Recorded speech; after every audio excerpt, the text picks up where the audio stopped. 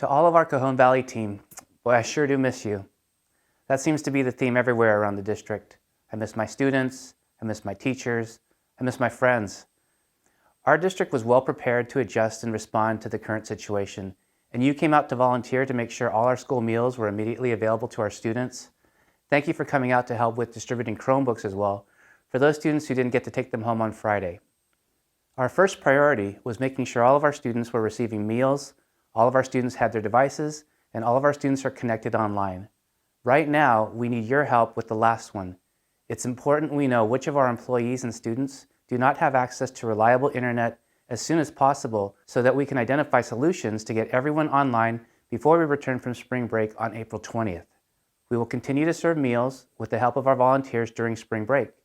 Should we need to continue following spring break, we will have a plan in place for CSEA colleagues to sign up for meal distribution as one of their options for their flexible work schedule.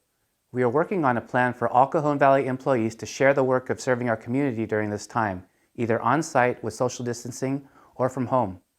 On April 20th, Cajon Valley schools will resume student learning. We're preparing to educate students either through distance learning or in the classroom based on the recommendations of San Diego County Public Health.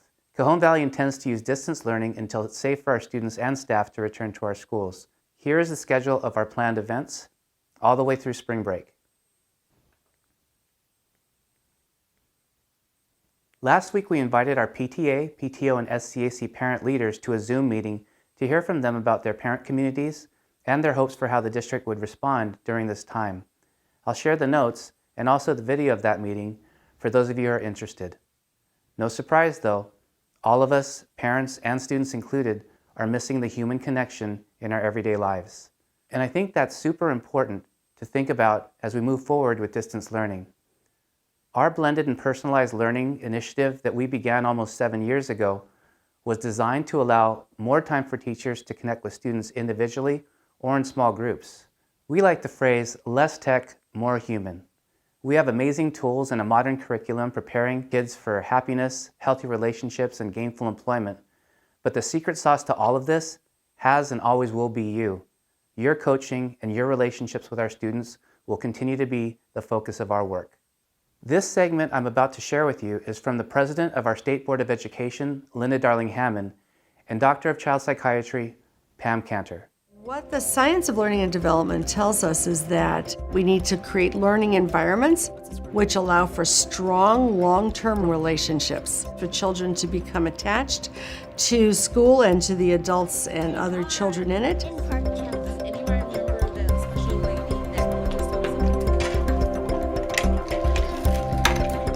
When children have experiences of closeness and consistency and trust, oxytocin is released.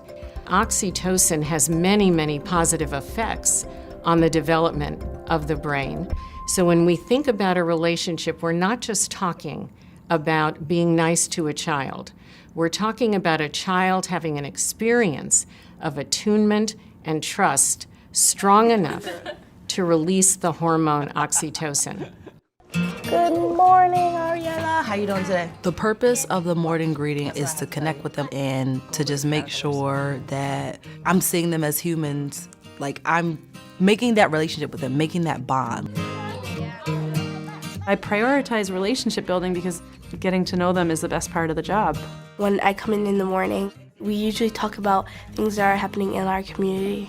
We're trying to build caring and respect. The teacher is trying to understand who I am and my values as a person.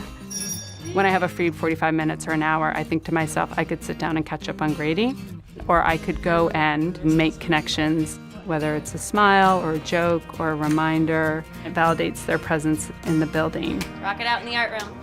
It starts from so much honesty and transparency with kids.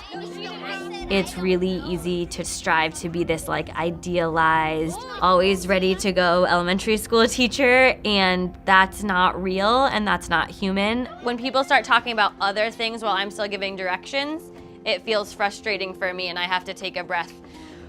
My students connect most with me when they see that I also struggle and I also have challenges. It takes a lot of vulnerability on my part. Total familiarity. When that student knows that you care about them, when they know that you're a human, their academic performance in your class is going to be better.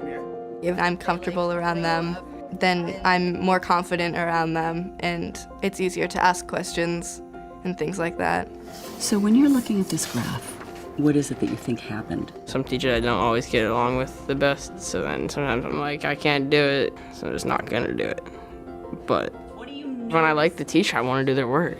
I'll be like, I can learn this. You all have done outstanding work. Emotion and learning are completely connected. If you're in a positive emotional space, if you feel good about yourself, your teacher, that actually opens up the opportunity for more learning. Good to see. Based on the input our principals have received from you and the input we've received from our parent leaders, it's obvious that flexibility, human connection, and guidance for our staff, students, and their parents during this time is most important for the engagement and continued progress of our students. In our middle schools, teachers are accustomed to working with over 100 students on a regular basis. Our kids typically juggle expectations and assignments from 6 or more different teachers every day. That's not a realistic expectation.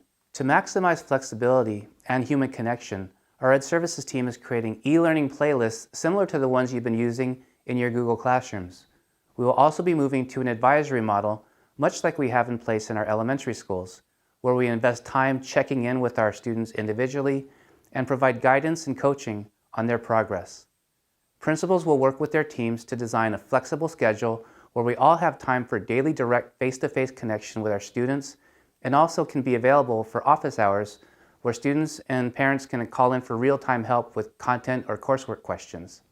The more we can collaborate, distribute the work in our grade level teams and department teams, the more flexibility we will all have in our own personal lives to maintain balance and healthy relationships at home. And we'll close with this from Michelle Hayes. Stay strong, Cajon Valley. We got this. So this can be a challenging and unsettling time for people, and we want to make sure that they're cared for. It's our people here in Cajon Valley that make Cajon Valley the best place to live, work, play, and raise a family, and we want to make sure that they're taken care of. We're not just going to get through this, we're going to rock it.